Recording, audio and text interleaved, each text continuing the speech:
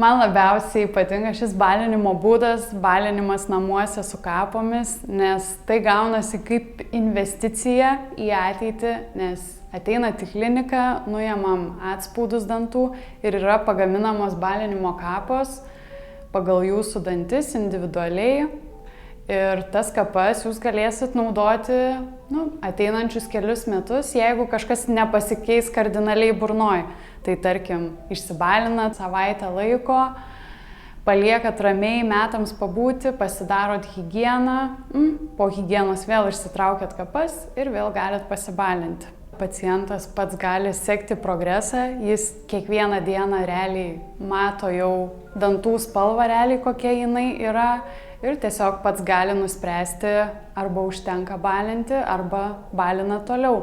Ypatingai, kai yra kažkokios restauracijos burnoj ir reikia šoninius dantis privesti iki tos spalvos, tai su kapom yra idealiausias pasirinkimas.